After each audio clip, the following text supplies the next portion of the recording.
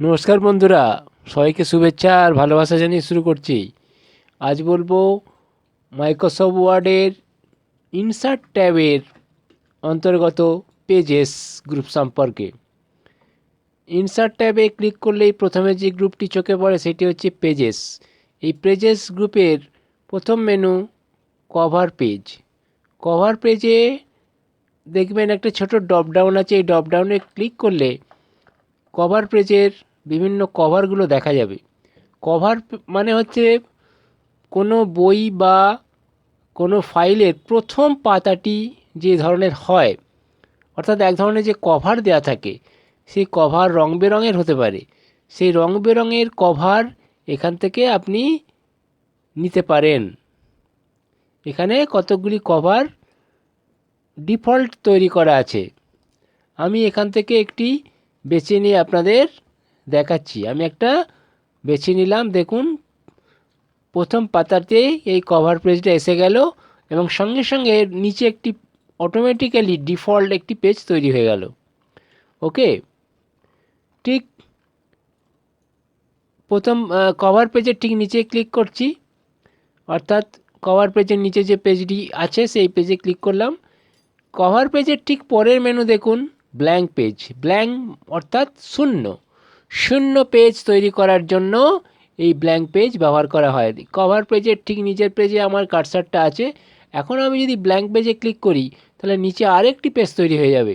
আমি এখন ব্ল্যাঙ্ক পেজে ক্লিক করলাম, সঙ্গে সঙ্গে আরেকটি পেজ নিচে তৈরি হয়ে গেল। ব্ল্যাঙ্ক পেজ নিচে আরেকটি তৈরি হয়ে গেল। এখন দেখুন, কভার পেজ এবং তার নিচে আর একটা ব্ল্যাঙ্ক এবং তার নিচে যে নতুন ব্ল্যাঙ্ক পেজটি তৈরি হলো সেটি তৈরি হয়ে গেল, এসে গেল। ওকে, আর ব্ল্যাঙ্ক পেজের ঠিক পরে আছে পেজ ব্রেক। পেজ ব্রেক অর্থাৎ পেজটাকে আপনি ব্রেক বা ভাঙতে পারেন। আমি এখানে একটি লাইন লিখছি, he is a good boy. লেখার পরে এই লাইনটাকে আমি সিলেক্ট করলাম, করে এটাকে আমি কপি করে পেস্ট করছি কয়েকবার পেস্ট করলে এখানে আমি 6বার পেস্ট করলাম।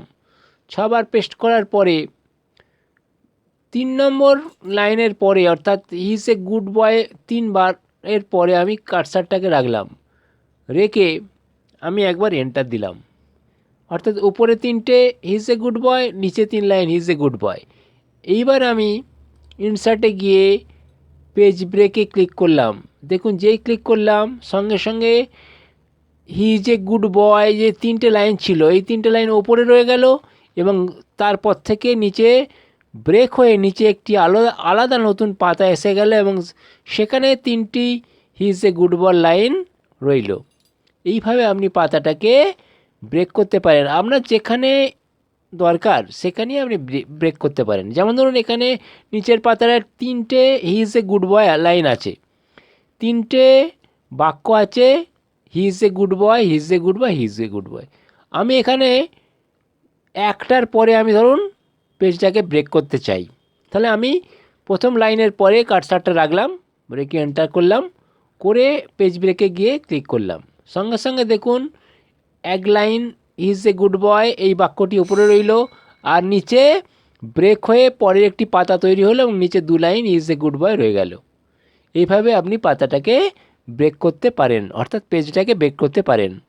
তাহলে বন্ধুরা, পেজ গ্রুপের 3টে মেনু ছিল, আমি সেটাগুলো দেখালাম। ইনসার্ট ট্যাবের পেজ গ্রুপের 3 মেনু দিয়েই আজকে শেষ করলাম। ধন্যবাদ।